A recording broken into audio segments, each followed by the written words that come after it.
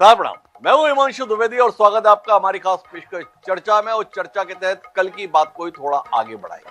कल हम कर्नाटक में कांग्रेस के नाटक पर बात कर रहे थे। कर्नाटक, जहां पर 3 साल पहले भारतीय जनता पार्टी को शिकस्त देते हुए कांग्रेस पार्टी ने जबरदस्त तरीके से विधानसभा चुनाव में जीत हासिल की थी। 224 सदस्य विधानसभा में 135 से अधिक कांग्रेस के विधायक जीत कर आए थे, अर्थात ठीक ठाक किस्म का बहुमत था।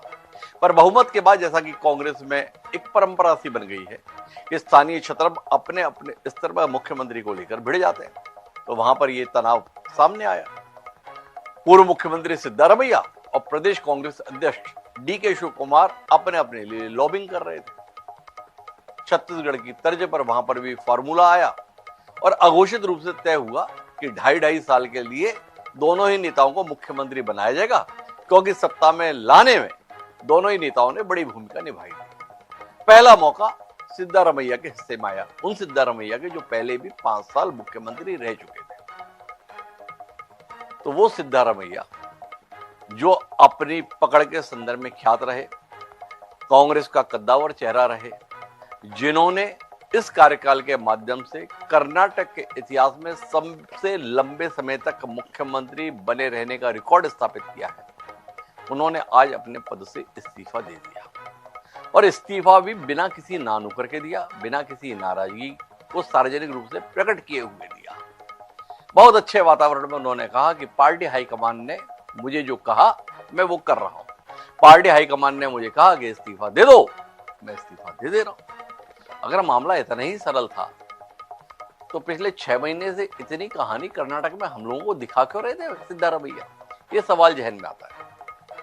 दूसरे दावेदार जो डीके शिव कुमार है, वो करामाती नेता के तौर पर न केवल कर्नाटक बल्कि देश में देखे जाते हैं। पिछले 3 दशक में कांग्रेस के संकट मोचक के तौर पर डीके शिव कुमार को देखा गया है। डीके शिव कुमार किसी समय कर्नाटक कांग्रेस का एक बड़ा चेहरा एमएस कृष्णा के सहयोगी के तौर पर राजनीति में दिखाई दिए थे। तकरीबन 3 दशक पहले एमएस कृष्णा के मंत्रिमंडल में बतौर मंत्री शामिल हुए थे। वक्त के साथ वो बड़े व्यवसायी भी बने और बड़े नेता भी। जब जब कांग्रेस संकट में आई तब तब डीके शिव कुमार तारणहार के तौर पर दिखाई दिए और कर्नाटक में कांग्रेस के विधायकों के इंतजाम अली बनकर भी दिखाई दिए। सबसे ऐतिहासिक समय तो वो था जब राज्यसभा चुनाव के अंतर्गत अहमद पटेल को शिकस्त देने की कमान गुजरात में स्वयं अमित शाह जी ने थाम ली थी। उस समय पर डीके शिव कुमार गुजरात के तमाम कांग्रेस विधायकों को अपना मेहमान बनाकर कर्नाटक में रखे हुए थे और इतिहास साक्षी है कि वो चुनाव जीत पाने में अहमद पटेल कामयाब रहे। वो शिव कुमार इसके बाद में काफी परेशानियों से भी गुजरे। कुछ समय उन्हें तिहाड़ में भी बिताना पड़ा, पर तिहाड़ में रहने के दौरान ही उनके साथ कांग्रेस ने कमिट किया कि आपको हम प्रदेश कांग्रेस अध्यक्ष बनाएंगे। पिछले तकरीबन 5.5-6 साल से डीके शिव कुमार प्रदेश अध्यक्ष की भूमिका में भी और पिछले 3 साल से राज्य के उप मुख्यमंत्री भी। खबर यह आ रही है कि अब डीके शिव कुमार जो है नए मुख्यमंत्री होंगे। तो आज हम इसी पर बात करेंगे। विदा हुए सिद्धारमैया और शिव बनेंगे खवैया। हालांकि शिव कुमार के नाम का भी विधिवत ऐलान हुआ नहीं है, पर सिद्धारमैया ने राज्यपाल की गैर मौजूदगी में राजभवन जाकर, जिसे आजकल लोक भवन कहते हैं, अपना इस्तीफा वहां पर राज्यपाल के सचिव को सौंप दिया। तो इस बदली हुई परिस्थिति पर ही आज हम बात करते हैं। हमारे साथ इस बातचीत का हिस्सा बनने के लिए 3 खास मेहमान हैं। हमारे साथ डॉक्टर शिवानंद हुल्यालकर जी हैं, कांग्रेस पार्टी के राष्ट्रीय प्रवक्ता है और साथ साथ रणदीप सुरजेवाला जो राष्ट्रीय महासचिव है और कर्नाटक के प्रभारी है, उनके साथ में सह प्रभारी की भूमिका में डॉक्टर शिवानंद जी हैं। हमारे साथ अमित तिवारी जी हैं। भारतीय जनता पार्टी बड़ी उम्मीद, बड़ी लालसा के साथ कर्नाटक की ओर देख रही है। इस बार बात नहीं बनी, पर 2 साल बाद विधानसभा चुनाव होंगे तो कांग्रेस की कलह के चलते शायद उसकी बात बन जाएगी।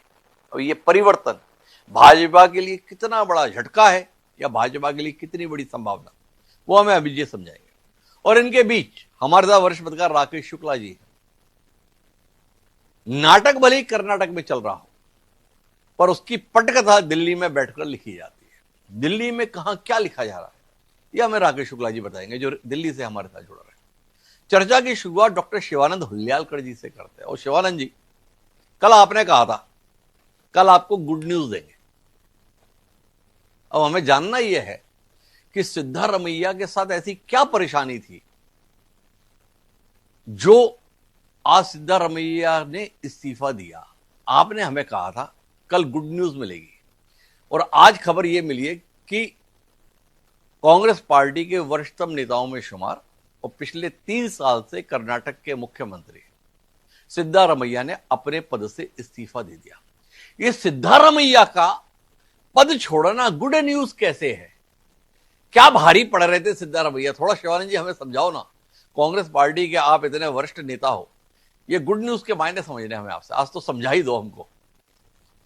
गुड इवनिंग हिमांशु सर और पूरा पैनलिस्ट को नमस्कार। देखिए, कांग्रेस का हमारा फैमिली मैटर है। फैमिली मैटर में कभी कभी हाई कमान का आदेश का पालन होता है। हमारा नेता जननायक राहुल गांधी जी ने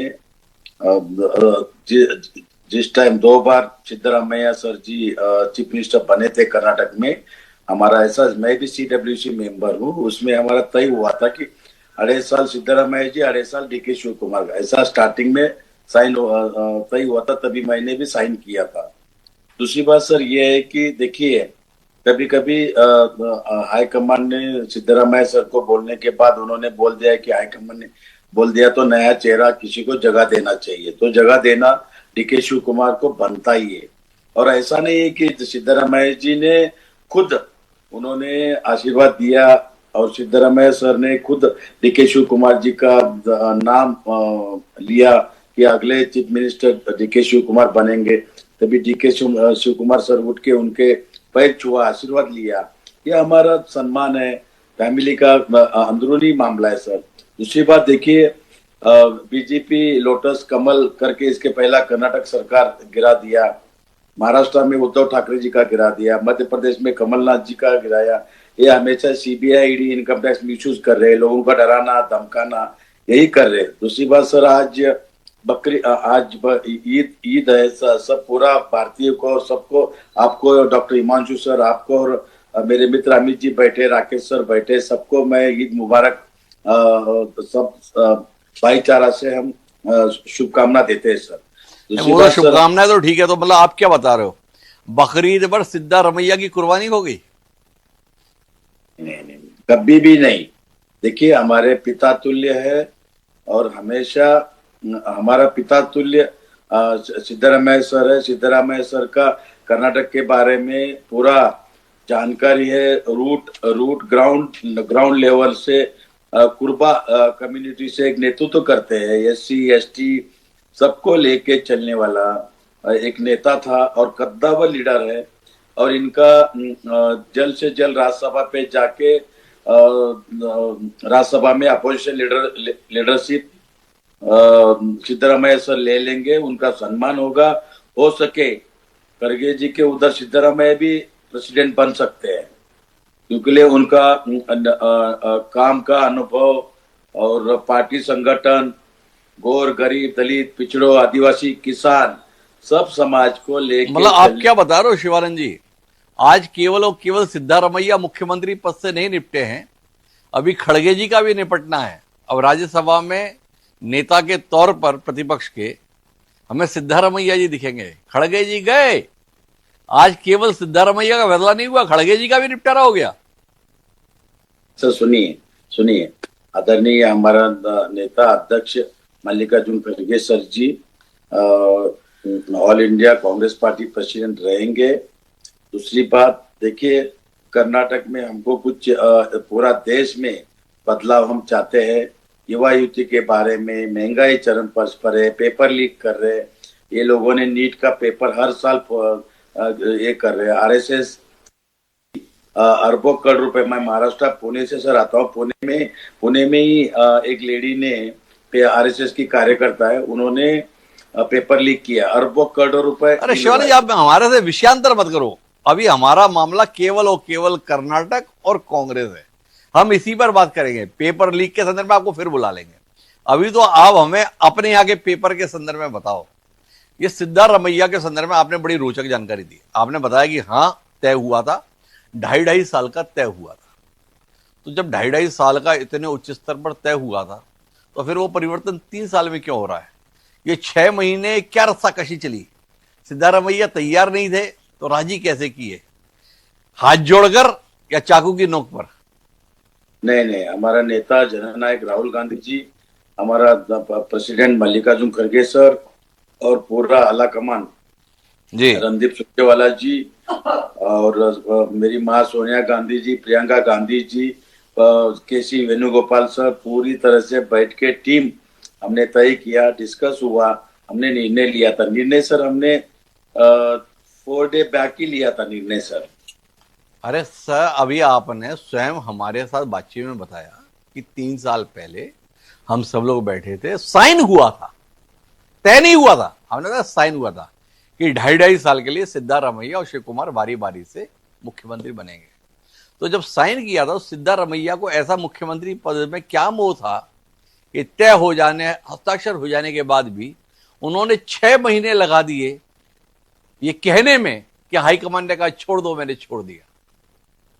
सर देखिए, आसाम, बिहार, हिमाचल और कहीं कहीं आज एक कद्दावर लीडर डॉक्टर डीके शिव कुमार सर, जैसे अहमद पटेल सर थे वैसे ही D K Shivakumar ji. उन्होंने संगठनात्मक अनुभव और पूरा मैप करना, किस तरह से नरेंद्र मोदी वोट चोरी कर रहे हैं उसको कैसा रोकना है, युवा युवती को कैसा मैसेज जाना है, संगठनात्मक कैसा मजबूत करना है, इसलिए थोड़ा टाइम लिया है। कोई बात नहीं, डीके शिव कुमार को बहुत बहुत शुभकामनाएं। अच्छा, तो शिवानंद जी ये बता रहे हैं कि शिव कुमार जी थोड़ा व्यस्त थे, मुख्यमंत्री पद की जिम्मेदारी के लिए फ्री नहीं थे, इसलिए ये डिले हुआ। सिद्धारमैया का बहुत ज्यादा मोह नहीं था मुख्यमंत्री पद के संदर्भ में, शिव कुमार जी की व्यस्तता बहुत थी। तो हमारे साथ भारतीय जनता पार्टी के अमित तिवारी जी हैं। आज निराश तो बहुत हो गया अमित जी, आप हताश भी बहुत हो गए। आपको तो उम्मीद थी कि कुछ मध्य प्रदेश जैसा, कुछ राजस्थान जैसा, और नहीं तो कुछ छत्तीसगढ़ जैसा हो ही जाएगा और आपका मामला बन ही जाएगा। पर यहां तो सत्ता हस्तांतरण बड़ी शांति के साथ हो रहा है, बड़ी गरिमा के साथ हो रहा है, बड़े आनंदपूर्ण वातावरण में हो रहा है। आज कितना दुखी हो अमित तिवारी जी आप?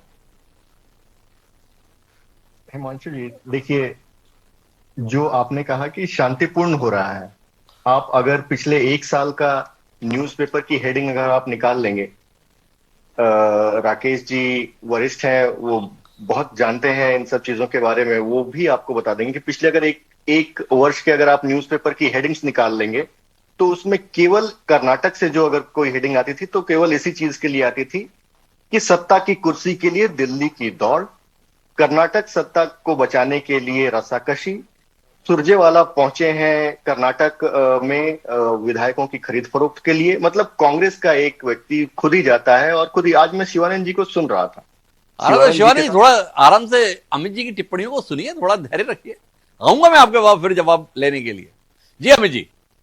साथ मैं अन्य चर्चाओं में भी रहा हूं और शिवानंद जी बहुत ही धारा प्रवाह और एक तरीके से एक धारा प्रवाह बोलने वाले व्यक्ति हैं, एकदम स्पष्टता से चीजों को रखने वाले व्यक्ति हैं। लेकिन आज जब ये बोल रहे थे, इनकी बातों को, इनकी शैली, मतलब ऑडियो विजुअल मैच नहीं कर पा रहा था मैं जी। कि एक ऐसा व्यक्ति जो स्पष्टता से अपनी बात को रखता है, धारा प्रवाह बोलता है, और वो आज इतने रुक रुक के और संभल के जब शिवानंद जी बोल रहे थे तो मुझे काफी हैरानी हुई और मैं वो ऑडियो विजुअल में मैच नहीं कर पा रहा था, मेरे दिमाग में फिट नहीं हो पा रहा था। तो इसका निर्णय यही है कि अगर आप पिछले 1 साल का उठाकर देख ले तो ये सत्ता की कुर्सी के लिए जो संघर्ष था, वो रशाकशी थी, वो पिछले 1 साल से चल रही थी। ये आसान नहीं था।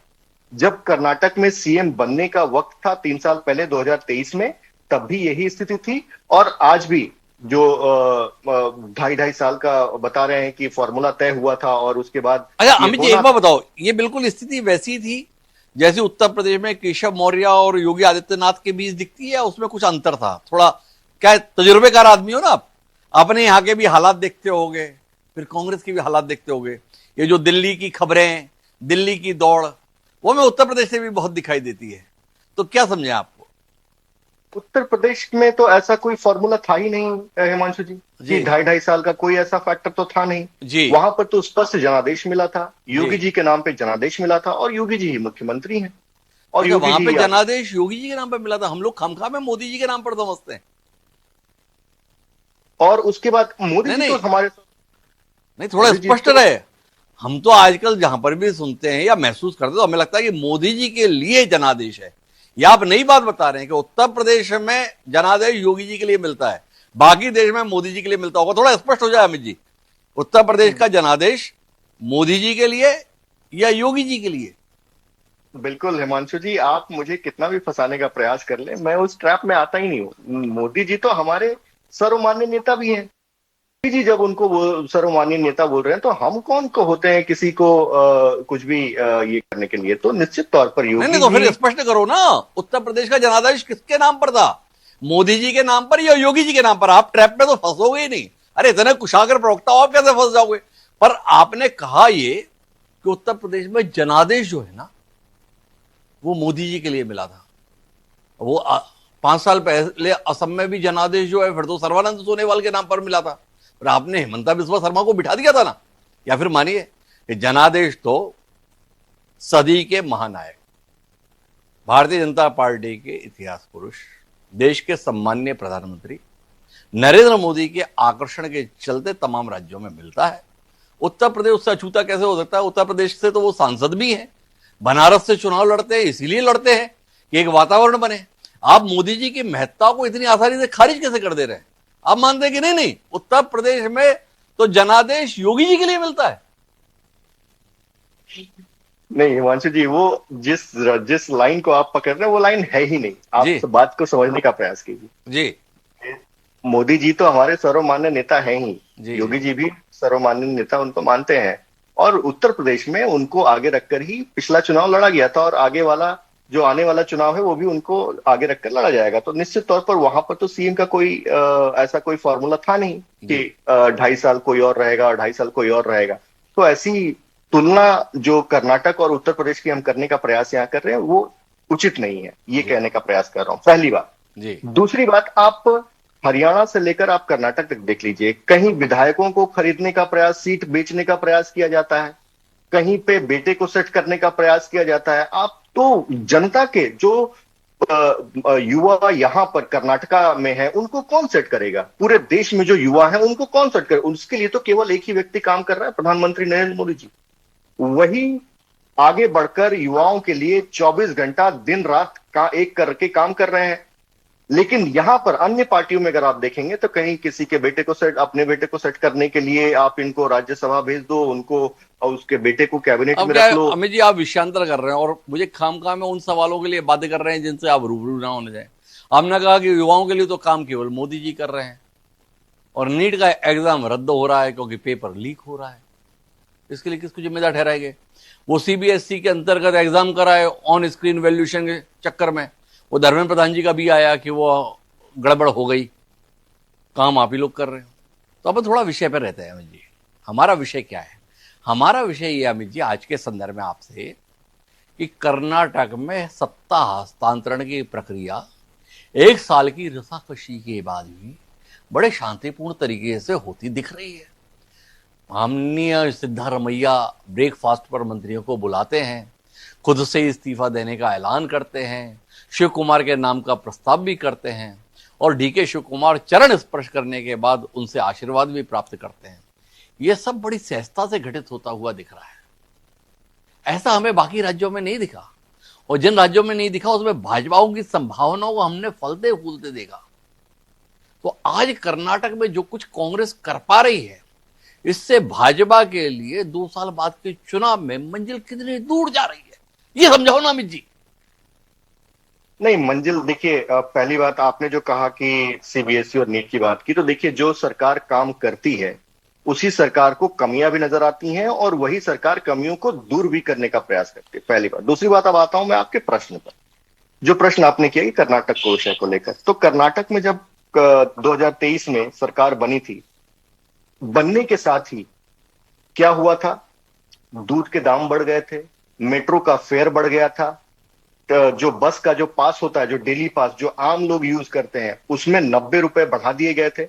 और मीटर जो ऑटो और ये सब के जो मीटर है उसमें 3% की बढ़ोतरी हुई थी। जो गार्बेज कलेक्ट करने आते हैं उसमें 10% से लेकर 400 रुपए तक की उसमें बढ़ोतरी, 10 रुपए से लेकर 400 रुपए तक की उसमें बढ़ोतरी हुई थी जगह जगह के हिसाब से।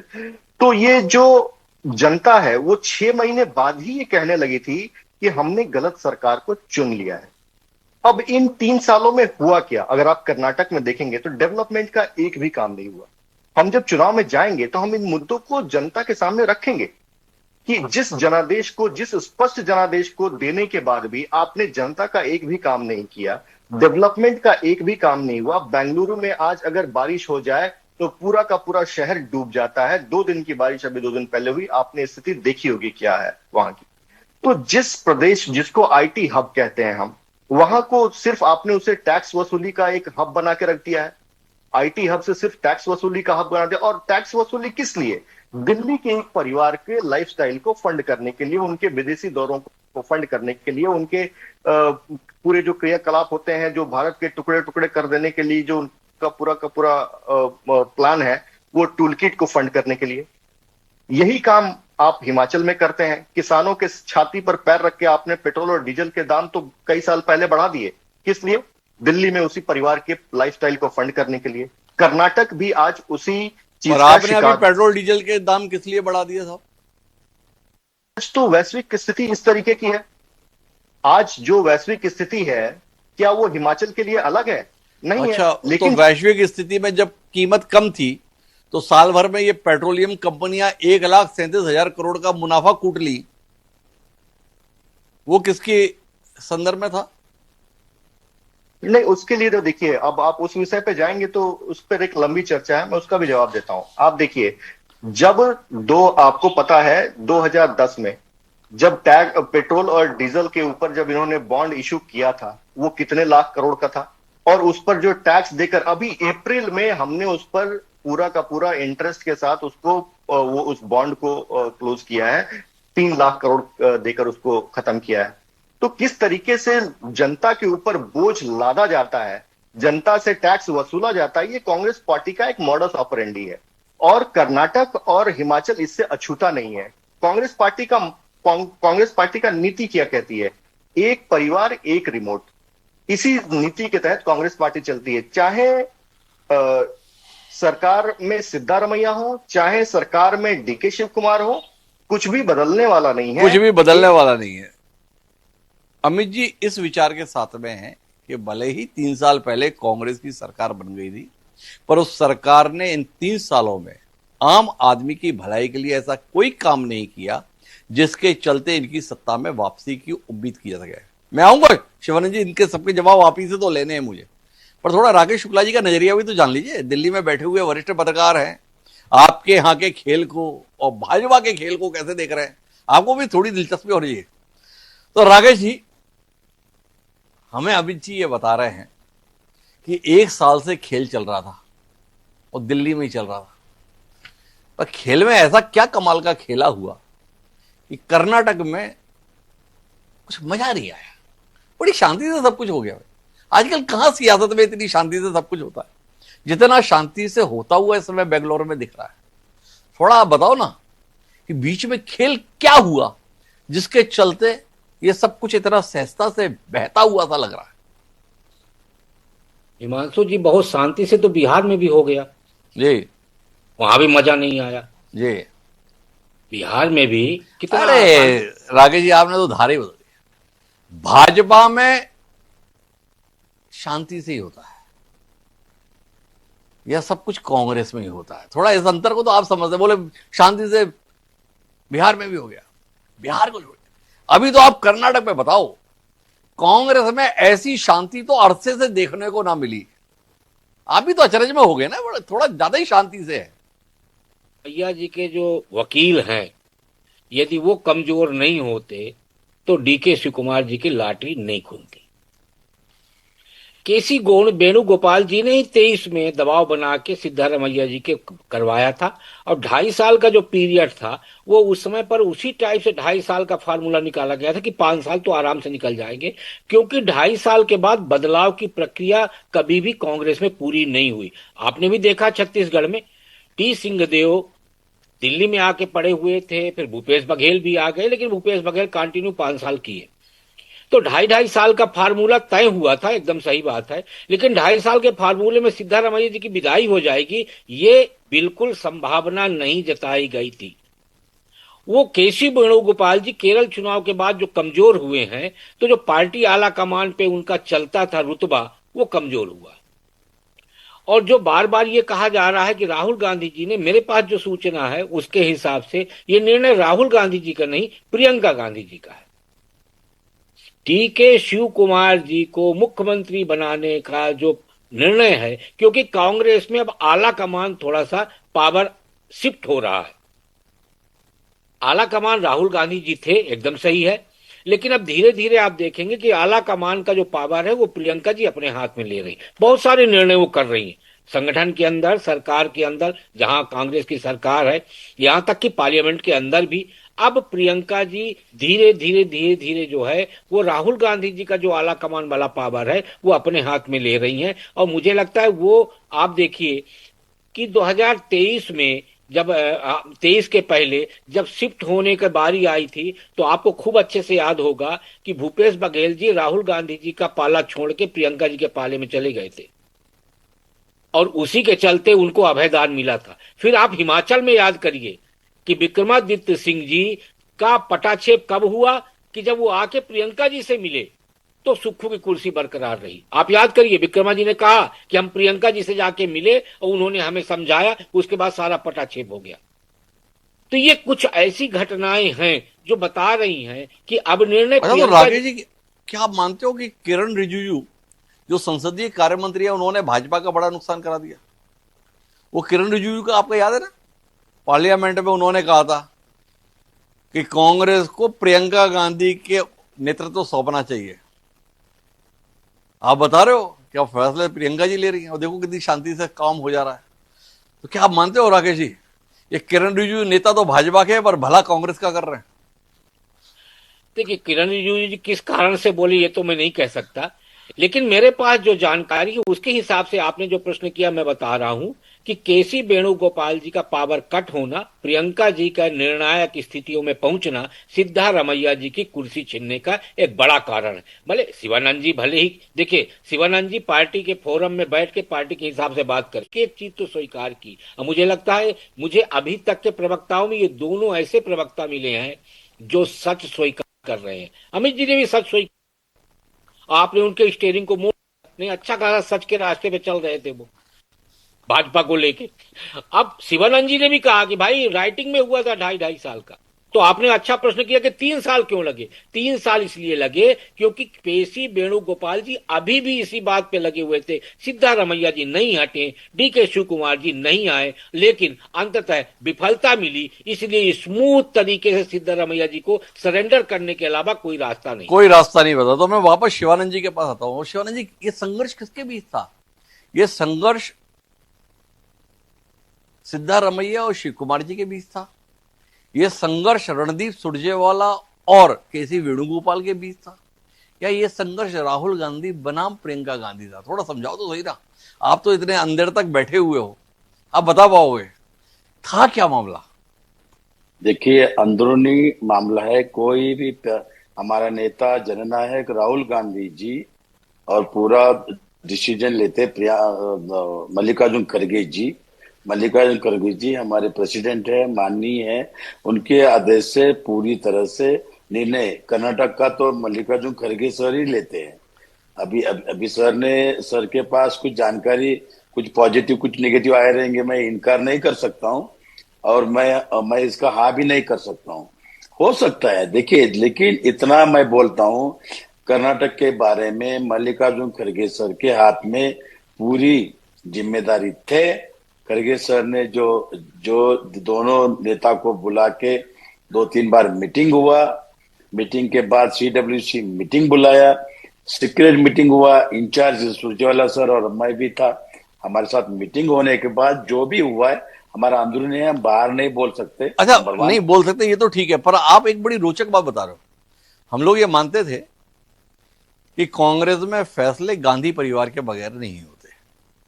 गांधी परिवार में सम्मानीय सोनिया गांधी हैं, राहुल गांधी हैं, प्रियंका गांधी हैं, पर आपने हमें यह बताया कि होगा गांधी परिवार कितना भी महत्वपूर्ण, पर कर्नाटक के संदर्भ में तो फैसला खड़गे जी ने ही किया। इस फैसले में ना राहुल गांधी की कोई हैसियत, ना सोनिया गांधी जी की कोई वक्त, और ना ही प्रियंका गांधी जी का कोई वजूद। मैंने ऐसा कभी नहीं बोला है। अभी आप ही तो बोले कि कर्नाटक के संदर्भ में फैसला केवल खड़गे जी के द्वारा। राहुल आदरणीय हमारा जननायक upcoming prime minister LOP Rahul Gandhi ji, Priyanka Gandhi ji, मेरी माँ सोनिया गांधी जी, केसी वेणुगोपाल जी, रणदीप सुरजेवाला जी, डॉक्टर शिवानंद उल्लाकर जी, मल्लिकार्जुन खड़गे सर के अंडर में हमारा मीटिंग हुआ। मीटिंग में जो डिसीजन है वो सीक्रेट रहता है, हम बाहर नहीं बोल सकते, नंबर वन। नंबर टू, जो भी हाई कमांड ने जो डिसीजन लिया मैं सहमत हूं। मेरा कोई अलग कोई निर्णय नहीं है, जो हाई कमांड का आदेश है। मेरे को कल अगर बोला शिवानंद तुम राष्ट्रीय प्रवक्ता और कर्नाटक का रिजाइन दे, शांत बैठो, तो मैं शांत बैठूंगा। मैं एक वर्कर हूं, कांग्रेस पार्टी का एक अच्छा, सिपाही आप तो हूं। शांत बैठोगे। सिद्धारमैया जी को क्या बोला है मुख्यमंत्री पद से हटने के एवज में? अरे उनका कद बहुत बहुत बड़ा है, उनका सम्मान होगा, सम्मानित। उनका आइडियोलॉजी लेके कर्नाटक का पूरा देश में, सिर्फ कर्नाटक का ही उतना ही नहीं, पूरा देश में उनका प्लानिंग, उनका स्ट्रेटेजी कांग्रेस पार्टी को फायदा ही होगा, 100% फायदा होगा। संगठन में भी सिद्धारमैया की काय की स्ट्रेटेजी? उनका तो खुद का मुख्यमंत्री पद चला गया। जो अपना मुख्यमंत्री का पद ना बचा पाया, उसकी स्ट्रेटेजी लेकर कांग्रेस क्या कर लेगी? नहीं, देखिए, सिद्धरामैया सर ने 2 बार चीफ मिनिस्टर बने हैं, और आगे भी इतना याद रखिए, कल ऐसा भी टाइम हो सकता है कि सिद्धरामैया जी किस तरह से पूरा इंडिया में भूचाल लेके आएंगे, कांग्रेस पार्टी की ताकत बढ़ाएंगे। उनका गाइडलाइन, मार्गदर्शक SC ST OBC ओ कुर्बा समाज के आते हैं, जैसे नीतीश कुमार जी वैसे ही सिद्धरामैया जी सर है। इसलिए सिद्धरामैया जी का कद बहुत बड़ा है। मैं उनके बारे में बात करने का भी मेरा कोई ये नहीं है, लेकिन उनका सम्मानित सलाह पूरा कांग्रेस पार्टी में होगा, सम्मानित होगा। दूसरी बात, नरेंद्र मोदी, बीजेपी, RSS, जिस तरह से RSS मोहन भागवत 75 एज हुआ, नरेंद्र मोदी 75, अडानी को हटा दिया। अरे भाई, ये गुमराह करना कितना दिन चलेगा तिवारी साहब? अमित जी बताइए, नरेंद्र मोदी 75 होने के बाद रिजाइन देना था, मैं इंतजार कर रहा हूं। हमारे पार्टी में आप लोग लोटस लेके आ रहे हैं, हम अगर प्लानिंग कर दे आपका लोटस कब होगा पता भी नहीं चलेगा। नीतीश कुमार जी, चंद्रबाबू नायडू जी, जयंत चौधरी जी, एकनाथ शिंदे जी, अजित पवार गुट, कभी भी हमारे साथ 2 मिनट में हम राहु केतु शनि हम गुमराह कर सकते हैं, लेकिन हमको ऐसा सरकार नहीं चाहिए। आप लोगों ने गौर, गरीब, दलित, पिछड़ों को खून पिया है। दूसरी बात, आप लोगों ने CBI, ED, income tax, GST, sir GST की वजह से 2.5 करोड़ छोटे छोटे व्यापारी बिजनेस आप फिर से विषय से दाएं बाएं हो गए शिवानंद जी, अमित जी के बहकावे में आ गए। अमित जी का कहना था आज उतने लय में नहीं बोल रहे, तो आप अपनी लय पाने के लिए इन विषयों पर चले गए। थोड़ा रुकिए, अमित जी पे ही रहते हैं। अमित जी ने बताया सिद्धारमैया जी ने तो कुछ काम ही नहीं किया मुख्यमंत्री बनकर। सुनिए शिवानंद जी, अमित तिवारी जी का यह कहना था कि शिवानंद जी तो बता ही नहीं रहे कि सिद्धारमैया ने मुख्यमंत्री बनकर कोई काम ही नहीं किया। जैसे ही मुख्यमंत्री बने, हर मामले में कीमत बढ़ा दी, और कर्नाटक के लोग तो इस बात से पछता रहे हैं कि कहां हमने कांग्रेस की सरकार ला दी। क्या कहना अमित जी के आरोपों पर आपका? नहीं, देखिए, 200 यूनिट बिजली फ्री दे रहे, महिला माता बहनों के लिए हमने बस फ्री रखे है, किसानों का कर्जा हर साल माफ कर रहे, और जो छोटे छोटे जो उनके लिए 5 लाख तक इंश्योरेंस दिया, हेल्थ के लिए हमने इंश्योरेंस सुविधा दिया। हर किसान को डेली अगर उनका मांग है लोन का, हम लोग किसान के लिए कर्जा माफ करके नया लोन भी दे रहे हैं। कभी भी एक भी किसान दिखाइए तिवारी जी, मेरे मित्र अमित जी को पूछना चाहता हूँ, राकेश सर को भी पूछना चाहता हूँ, एक किसान कर्नाटक में सुसाइड किया है क्या बताइए। Number one. Number two, petrol diesel और रसोई गैस इतना महंगाई किया, आखिरी हमने टैक्स कम करके, जहां जहां कांग्रेस गवर्नमेंट है वहां हमने टैक्स कम करके गरीब दलित पिछड़ों आदिवासी के लिए हम खड़े हैं। और इसके आगे भी चुनाव आएंगे, जीतेंगे हारेंगे, लेकिन धर्म के नाम पे कभी भी हमारा नेता जननायक राहुल गांधी जी कभी भी धर्म के नाम पे हिंदू मुस्लिम करना, मस्जिद के नीचे शिवलिंग ढूंढना, भारत पाकिस्तान करना, हम हारेंगे कोई बात नहीं, लेकिन कभी भी धर्म के नाम पे राजनीति हम कभी नहीं करेंगे। नीट का पेपर हर सर 22 युवा युवती सुसाइड किया, इसकी जिम्मेदारी क्या है? नरेंद्र मोदी जी का एक छू भी नहीं किया।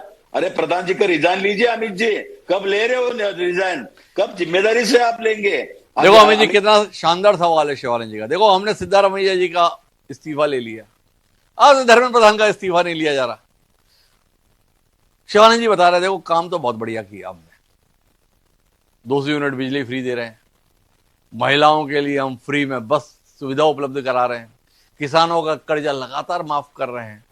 इसके बावजूद भी आपको भा नहीं रहा है। आपको भा नहीं रहा है सरकार का काम, या आपको भा नहीं रहा है इस काम के चलते आपके आने की संभावना? देखिए 5 गारंटियां देकर कांग्रेस पार्टी आई थी 2023 में जी। और शिवानंद जी भी 2 से आगे बढ़ नहीं पाए जी। वहां के प्रभारी सह प्रभारी हैं, उनको बताना चाहिए उन 5 गारंटियों का क्या हुआ। जी। उन्होंने कहा कि महिलाओं को बस में फ्री यात्रा दे रहे हैं। ठीक है, आप बस में फ्री यात्रा दे रहे हैं, लेकिन बस पास में जो एक गरीब इंसान यूज करता है उसमें 90 रुपए आपने बढ़ा दिया। उसके बाद रेगुलर फेयर्स में आपने 15% बढ़ा दिए बस के। उसके बाद मीटर इलेक्ट्रिसिटी में आपने बेस फेयर में 120 रुपए से 145 रुपए आपने बढ़ा दिया। अच्छा एक मिनट रुकिए अमित जी, ये जितनी भी फेरिस्त आप बता रहे हैं, भाजपा शासित राज्यों की क्या स्थिति है? भाजपा शासित राज्यों में आपने ये सब बढ़ोतरी नहीं की है? भाजपा शासित राज्यों के अंतर्गत आपने ये परिदृश्य में बदलाव नहीं लाया है? क्या आपने छत्तीसगढ़ में बिजली के दाम नहीं बढ़ाए हैं? क्या मध्य प्रदेश में बिजली के दाम नहीं बढ़ाए हैं? जो आप इनके संदर्भ, अरे इन्होंने देखो इतना कर दिया, इतना कर दिया, इतना कर दिया, और आपने क्या किया? मैं बता रहा हूं, उसी पे आ रहा था मैं, आप मुझे कंप्लीट तो करने दीजिए। प्रॉपर्टी टैक्सेस में 25 से 30% की बढ़ोतरी हो गई, रोड टैक्स 200% से 500% तक बढ़ गया। लेकिन आज सड़कों की हालत तो देखिए कर्नाटक में है क्या। जहां जहां भाजपा की सरकारें हैं मान्यवर, आप सड़क पे जाइए, आपको फराटेदार आपको सड़क मिलेगी जहां पर आप एक स्पीड से चल पाएंगे और आपका 6 घंटे का सफर 2 घंटे में तय हो जाता है। ये फर्क है, ये फर्क है। जब हम कुछ पैसा लेते हैं तो उसके एवज में काम करके देते हैं, पैसा खाते नहीं है। कांग्रेस का क्या है? कांग्रेस का एक मॉडल है, उसको ट्रांजैक्शन लेना है, हमारा ट्रांसफॉर्मेशन करना है। वो सिर्फ पैसा उगाती है, हम पैसे को किस तरीके से उसे मल्टीफोल्ड करके अमित जी, ये शिवानंद जी दिखा क्या रहे अपने को, आप देख पा रहे क्या? ये शिवानंद जी ये क्या है आपके हाथ में? मिलोडी चॉकलेट है सर। ये बीजेपी 12 साल से यही बांट रहे सर, यही बांट रहे। आदरणीय देश के प्रधान नरेंद्र मोदी जी गोर गरीब दलित पिछड़ों आदिवासी युवा युवती को। अच्छा शिवानंद जी एक बात बताओ, कम से कम मोदी जी चॉकलेट तो बांट रहे हैं, आप क्या देंगे? ये बात आपने क्वेश्चन अच्छा किया सर, लेकिन मोदी साहब को 12 साल सर वो बैठे सत्ते पे, हमको पूछने का अधिकार नहीं है। नरेंद्र 12 साल तो ये है, 60 साल तो आप भी रहे ना। उन्होंने कहा चॉकलेट तो दी, आपने क्या दिया? सर वर्तमान की बात कर रहा हूं, अभी की बात कर रहा हूं। अभी शिवानंद जी का यार हमारे समय की बात मत करो, बस अभी की बात करो। जी अमित जी अपनी बात को आगे बढ़ाइए। वो बता नहीं पाए हमें शिवानंद जी कि उन्होंने क्या दिया। मोदी जी ने कुछ ना सही चॉकलेट तो दी, शिवानंद जी नहीं बोले कि हमने कुछ दिया। जी। उसके बाद इन्होंने शिवानंद जी ने किसानों की बात की। इनकी सरकार बनने के बाद कर्नाटक में 1200 किसानों ने आत्महत्या किया। हिमांशु जी, उन किसानों को ना कॉम्पेंसेशन, ना उनकी सुध लेने वाला कोई, ना कोई कांग्रेस का मंत्री गया, ना कोई संतरी गया, ना कोई नेता गया, ना कोई प्रवक्ता गया। ये बात कर रहे हैं किसानों की। अच्छा अमित जी तो एक मिनट, भारतीय जनता पार्टी तो देश में सत्ता में है ना। अगर 1200 किसानों ने आत्महत्या की तो वो 1200 भारतीय थे ना। भारत सरकार ने क्या किया? तमाशा देखा 1200 किसानों की मौत का। नहीं हिमांशु जी, क्या आप बात कृषि मंत्री जी सम्मान्य शिवराज सिंह चौहान गए उन किसानों से मिलने के लिए? नहीं, जानना है अमित जी, देश पहले राष्ट्र प्रथम है। आप भारतीय जनता पार्टी की बात करते हैं ना, राष्ट्र सर्वोपरि है, यही बताया जाता है। तो 1200 किसान कर्नाटक में आपके अनुसार, या आपका दावा है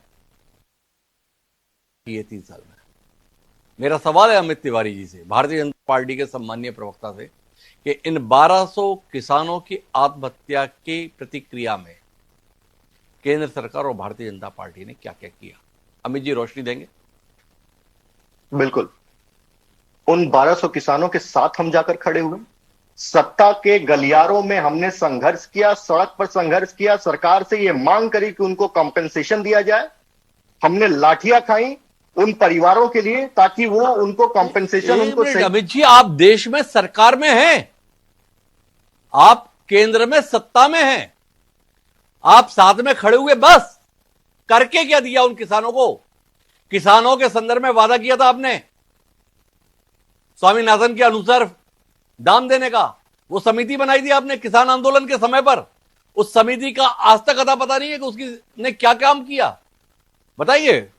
फसलों के दाम तय करने थे समर्थन मूल्य के संदर्भ में, क्या किया आपकी समिति ने? आप देखिए गेहूं का समर्थन मूल्य क्या था 10 साल पहले, क्या था आज क्या है। आप देखिए धान का समर्थन मूल्य क्या था आज क्या है, और 10 साल 12 साल पहले कितनी फसलें समर्थन मूल्य से खरीदी जाती थी, आज कितनी खरीदी जाती है? लागत का 1.5 गुने का वादा था आपका, याद है ना आपको, कि भूल गए आप? कौन सा? लागत का 1.5 गुना वादा था आपका। निश्चित तौर पर हम जो कानून लेकर आए थे उस कानून से निश्चित तौर पर वो होता, बहुत पहले होता, लेकिन अब देर से हुआ, लेकिन आज हुआ है। किसानों का मूल्य, अगर किसानों को लागत से 1.5 गुना समर्थन मूल्य मिल रहा है तो फिर 1200 किसानों ने आत्महत्या क्यों की? वो तो कांग्रेस की सरकार से पूछिए ना। अरे केंद्र के स्तर पर समर्थन मूल्य तो आप तय करते हो और उसके तहत खरीद भी आप ही करते हो। एफसीआई के गोदामों में ही तो जाता है वो खरीद। अगर आपने 1.5 गुना के संदर्भ में व्यवस्था देश में बना दी है तो 1200 किसानों ने अकेले कर्नाटक में आत्महत्या क्यों की अमित जी? नहीं हिमांशु जी, स्टेट का मसला होता है, खरीद हर जगह में राज्य करते हैं और वहां पर फिर उसका राज्य के हिसाब से उसका अन्य जगह पे वितरण होता है। ये राज्य का मामला है। यहां पर अगर कुछ अनियमितताएं हैं तो हर चीज को आप केंद्र पे नहीं थोप सकते। अरे मैं थोप नहीं रहा, मेरा तो सवाल है भाई, देश में सत्ता में आप हो, 1200 किसान आत्महत्या कर लिए और आप ये कह के अपने दायित्व की पूर्ति कर लेंगे, ये राज्य का विषय है। तो 1200 भारतीयों के संदर्भ में आपकी सरकार की कोई जिम्मेदारी नहीं अमित जी? ऐसे तो आप ना थे। हमने संघर्ष किया भाई उन किसानों के लिए, भाई साहब हमने संघर्ष किया उन किसानों के परिवारों के लिए, उनके हमने संघर्ष किया उन परिवारों के लिए, हमने लाठियां खाई, हमने राज्य सरकार से मांग की, अमित जी की दलील है। राकेश शुक्ला जी, ये दलील आपको कितनी सही समझ में आ रही है? या आपको लग रहा है कि अमित जी को चूंकि ये जाहिर करना है कि कर्नाटक में सिद्धारमैया की सरकार ने कोई जनहितैषी कार्य नहीं किया तो उसमें कुछ तथ्य जुड़ा है, और तथ्य जुटे तो उसके अंदर वो ये बात कह गए? क्या कहते हैं राकेश जी? केंद्र और राज्य में दोनों जगह भारतीय जनता पार्टी की सरकार थी। मैं आपको मध्य प्रदेश में सतना जिले का एक किस्सा सुनाता हूँ। प्राकृतिक आपदा का सर्वेक्षण हुआ, उस समय पर आपको याद होगा ओला खूब गिरा हुआ था।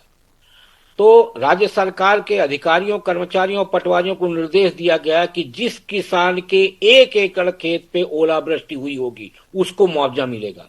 अब हिमांशु जी ये बताइए, मेरा खेत है वहां पे, अब मेरे खेत में आधा एकड़ पे गिरा और मेरे पड़ोसी के आधा एकड़ के गिरा, तो भगवान से हम प्रार्थना करें क्या कि भगवान ओलावृष्टि करना तो 1 एकड़ पे करना, नहीं मुआवजा नहीं मिलेगा?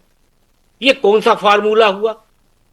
फिर यदि प्रधानमंत्री किसान योजना के तहत यदि धनराशि दी जा रही है तो उन किसानों को जो 3,000 रुपए 6,000 रुपए की राशि मिल रही है, क्या वो अनुदान पर्याप्त नहीं हो रहा? वो भी देखना चाहिए। किसान आंदोलन के समय आपने बड़ा अच्छा विषय उठाया कि जो वादा किया गया था उसका क्या हुआ। फिर भारत सरकार की तरफ से किसानों को लागत के हिसाब से आय खर्च करने की बात की गई कि हम उनको आय बढ़ाएंगे।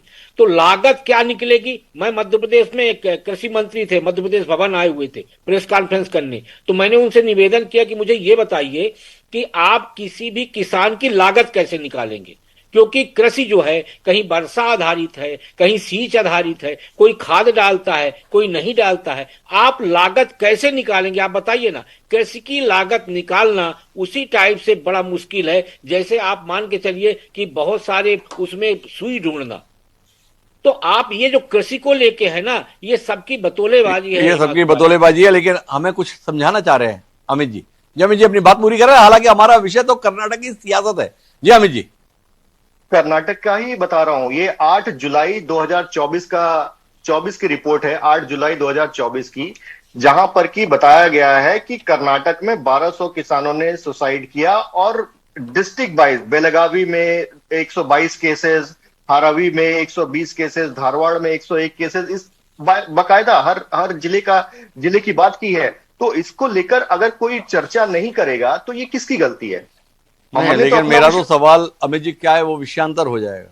मैं फिर यही कहूंगा कि अगर देश में नरेंद्र मोदी जी के नेतृत्व में सरकार है और उस सरकार के रहते हुए किसी भी राज्य में अगर इस तरीके से किसान आत्महत्या कर, तो केंद्र सरकार के संदर्भ में क्या, ये सवाल भी साथ में पूछा जाएगा। लेकिन हम आपसे थोड़ा अलग सवाल लेना चाहते हैं।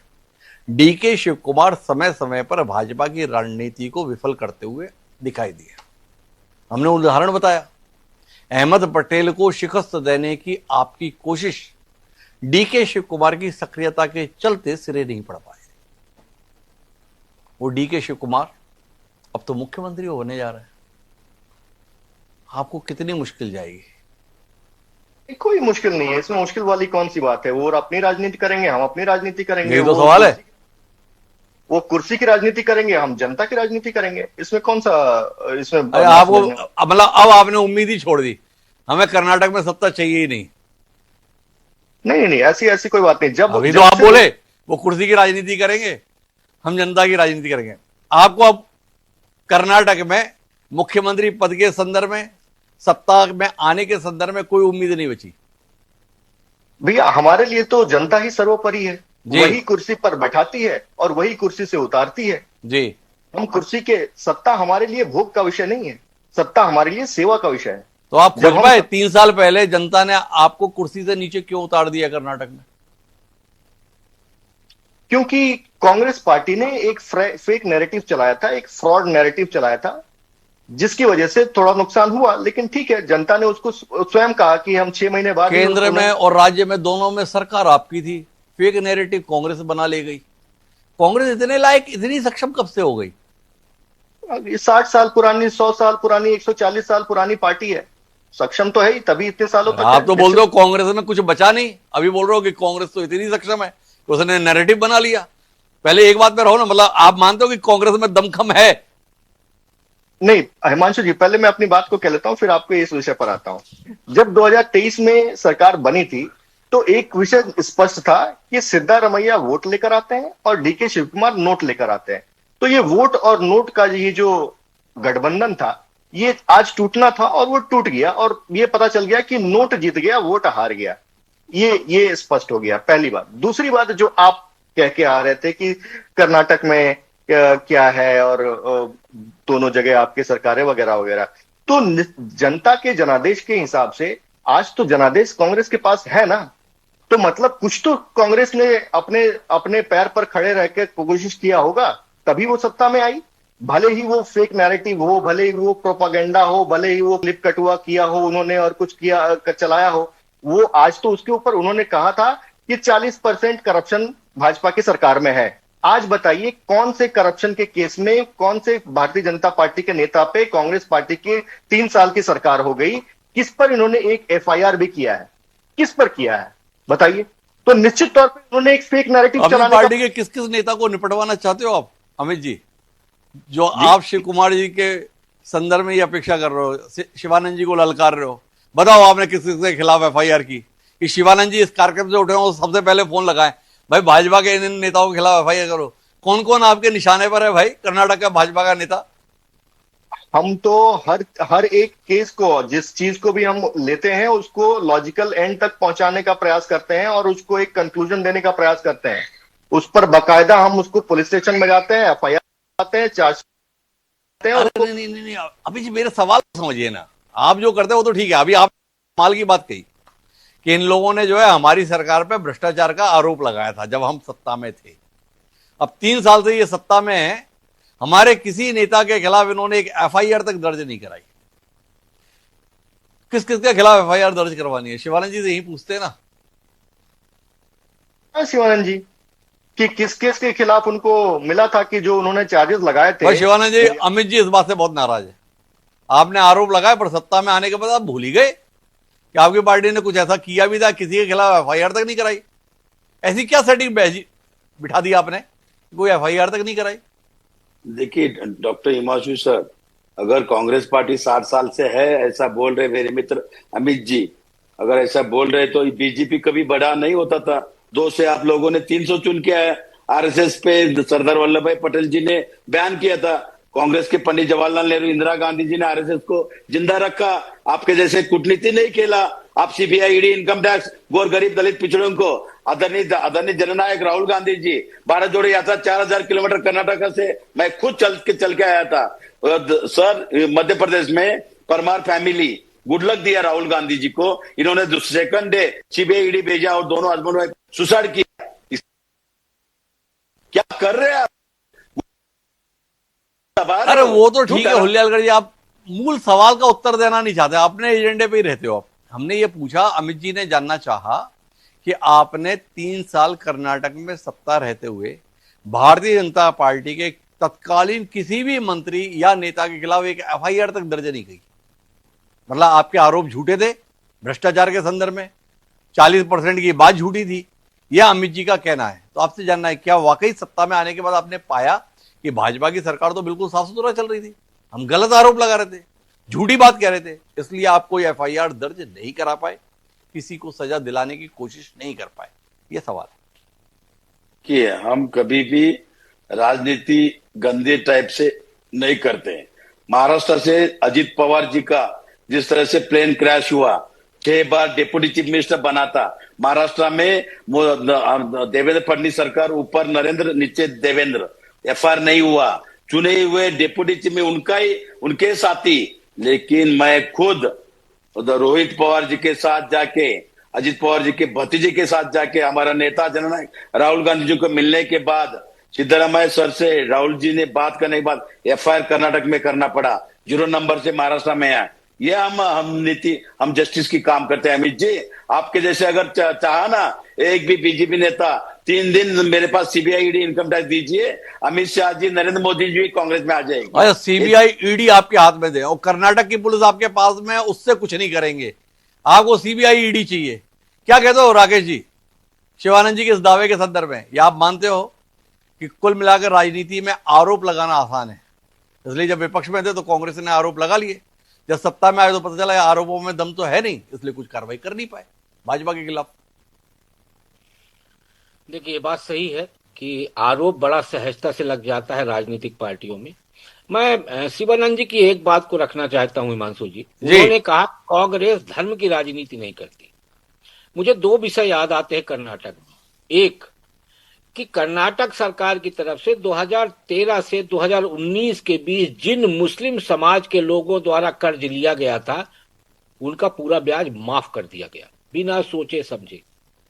इसके अलावा सिद्धारमैया जी ने 4% का आरक्षण दिया सरकारी ठेके पे कि मुस्लिम समाज के लोगों को मिलेगा। तीसरी बात, एक विधेयक लाया गया था विधानसभा में कि जो भी टेम्पल, हिंदू मंदिरों में आने वाले चढ़ावे को राज्य सरकार लेगी, जो गिर गया था अभी।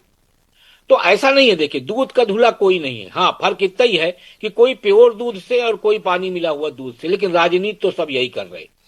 राजनीति तो सब लोग यही कर रहे हैं, पर कुल मिलाकर महत्वपूर्ण बात यह है कि कांग्रेस जो राज्यों में कलह से परेशान रहती आई है, वो कर्नाटक में कलह से उभरती हुई दिखाई दे रही है। जिस सहजता के साथ सिद्धारमैया का इस्तीफा करा पाने में कांग्रेस हाईकमान सफल रहा है, क्या अगले 2 साल भी उतनी ही सहजता और शांति के साथ शिव कुमार सत्ता चला पाएंगे? ये जानने में हमारी दिलचस्पी रहेगी। आने वाला समय बताएगा कि शिव कुमार किस तरीके से मुख्यमंत्री के तौर पर सफल होते हैं, वैसे ही जैसे प्रदेश अध्यक्ष के तौर पर रहे, या इससे इतर कोई दृश्य देखने को मिलेगा। बहरहाल हमारी शुभकामनाएं कांग्रेस नेतृत्व और शिव कुमार जी को नई जिम्मेदारी के लिए। और आप तीनों पैनलिस्ट का हार्दिक आभार हमारे इस चर्चा को समृद्ध करने के लिए। आज के इस कार्यक्रम में इतना ही। दीजिए मुझे इजाजत। सादा प्रणाम।